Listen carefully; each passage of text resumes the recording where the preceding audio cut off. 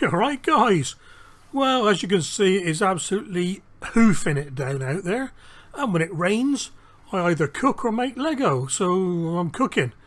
I've just done a couple of Lardy cakes which they were going to take too long to film, so I filmed me doing some Scotch eggs ready for my granddaughter's birthday party on Saturday.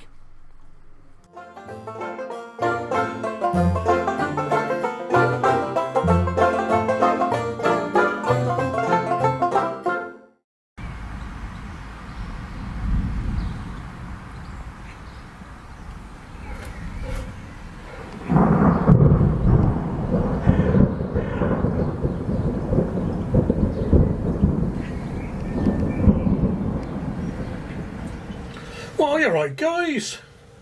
Where are we? There we are. Hey, Scotch eggs today.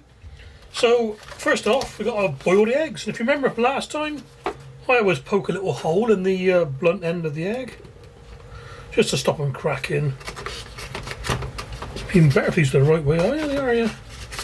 That's funny, a pointy end down, these. Doesn't really matter if they crack, does it? Because they're going to be Scotch eggs in a minute. I'm doing 8. 4 of one type, 4 of another. But I'll talk to you about that in a minute. Let's get these boxes.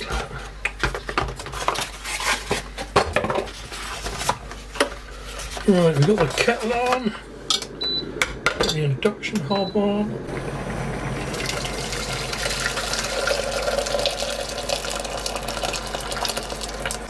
You may notice these eggs have got like well, they're blue.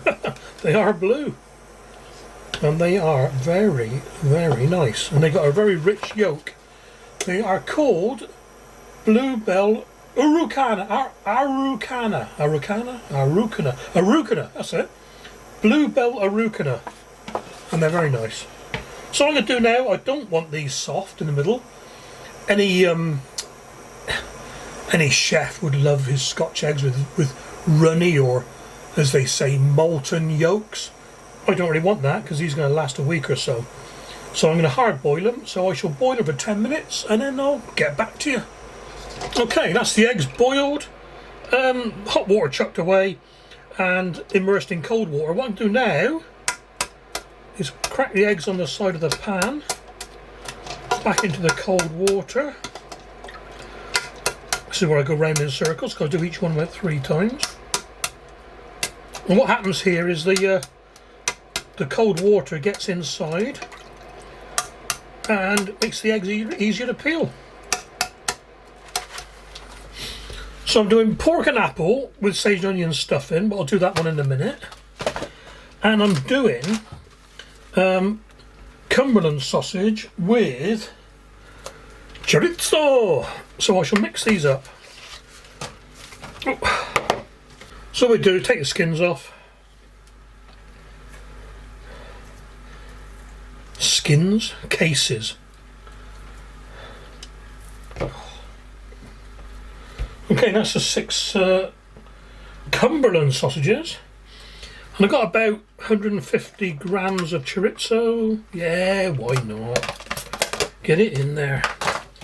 Let's find something to mix it with. Use my hands really, shouldn't I?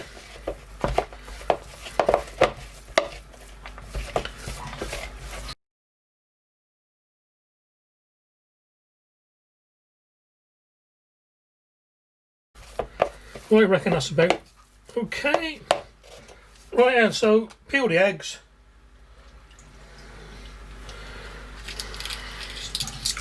Hopefully this will be easy. Oh yeah. Look at the blue shells, look.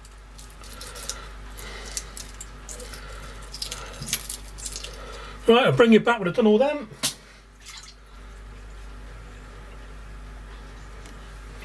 Okay, that's the eggs all done.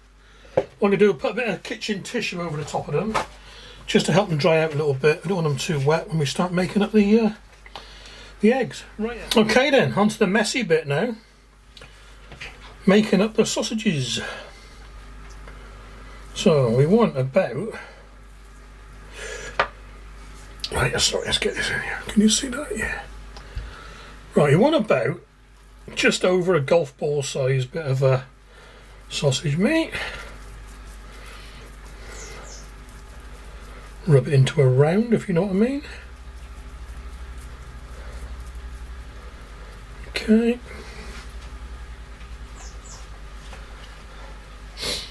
Grab an egg,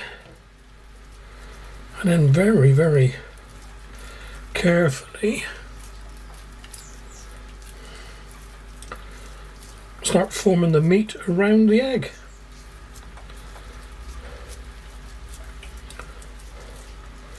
It'll go eventually.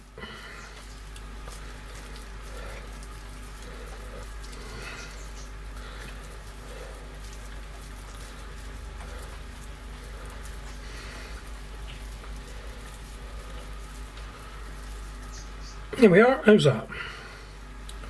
Okay, that's one. I'll just do another one and then I'll bring you back when they're all done.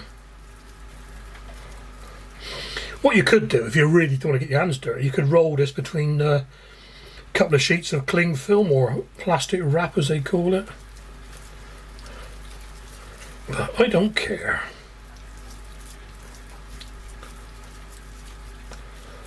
The thing is, doing this way as well, you can gauge the thickness of the meat. You can feel it. It gives, when there's a lot of it, it gives easily. When there's not much of it, it's a bit hard, you know. So you get to gauge your food.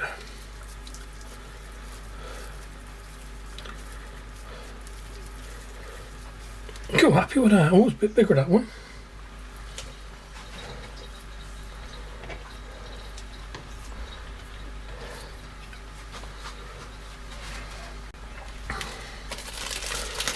Well, while the first lot's cooling in the fridge, I thought I'd get on with the second lot, which are pork and Bramley apple sausages and sage and onion stuffing, about 25 grams. Well, that's a 75 gram pack, so it's a third of a pack, so what's it matter?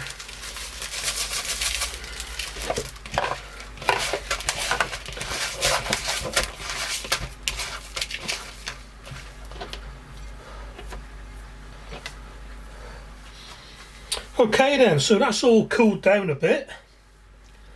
Gets a bit sticky with the heat from your hands, you know. So anyway, what we got here, flour, which I'm going to put a bit of white pepper in. You don't need to, but I like white pepper. And egg wash and breadcrumbs, and these are panko breadcrumbs, to which I'm adding some Parmesan. Parmigiano Reggiano. Just give it a bit extra on the old coating, really, I suppose. Not that much, I don't know. We've done it before.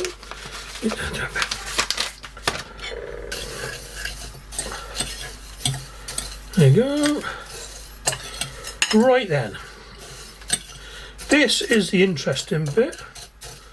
I'm gonna try and do this with the wet hand, dry hand method. So you keep one hand dry, one hand wet. We'll see. We'll see.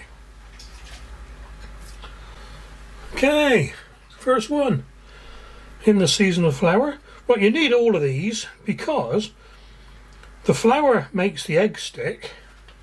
Right, that's the dry hand. I've got to work this out now. Hang on. Stop confusing me. Right, into the egg wash. Wet hand. The egg wash makes the breadcrumbs stick. And without the breadcrumbs, yeah, that didn't work, did it? Yeah. So much for the wet and dry hand method. Right, and what I'm going to do, I'm going to push them in a little bit as well.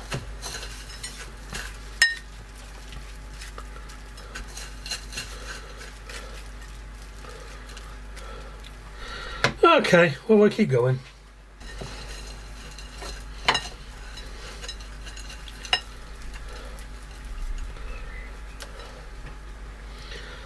Okay. Okay then guys, just bringing the oil up to temperature. Must be at 160 degrees, yeah, about 160. 130 at the moment, so a couple of minutes, another minute or so. 140, 150, getting there. Right, 160, here we go then. Right then. I'm trying to do 2 at a time.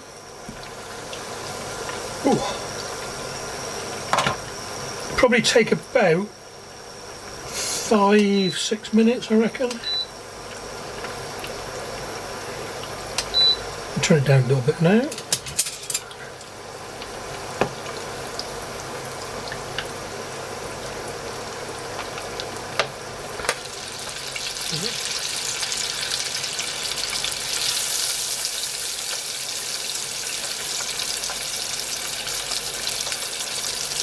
Yeah.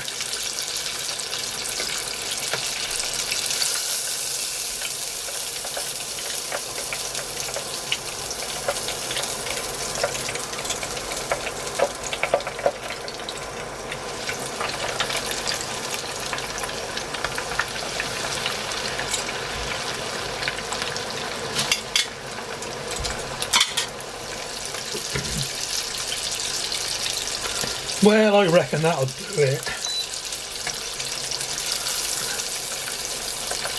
Look alright to me.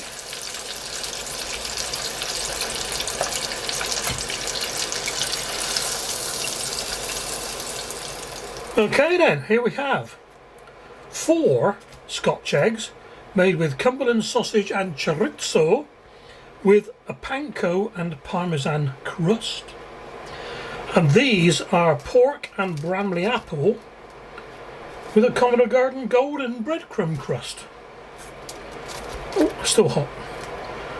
The proof will be in the eating, which won't be for 2 days. But I'll probably cut one open tonight and show you. Right, can't resist it. Got to cut one open. A small one.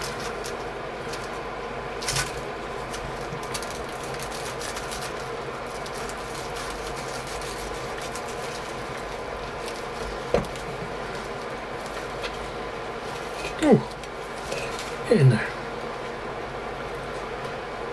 There we are.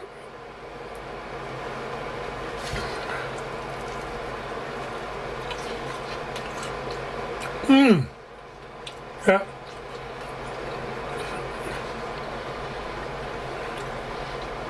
Very, very nice. Hope you like that, guys. I'm going to show you my Lardy cakes I made before.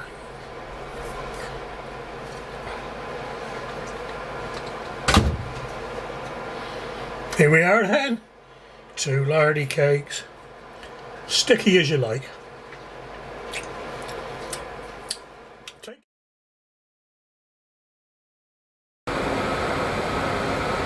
Oh, another Lardy cake made. Lovely, look at that. Ooh. One more in the oven now, which you can hear whirring away. And then we're on to the, what are we doing next? Oh, Scotch eggs. So, just wait for that to finish because there's no point computing over the oven noise. Well, there we go then. Second Lardy cake made, upside down with the caramelised bit on top. And there's the first one. Lovely jubbly.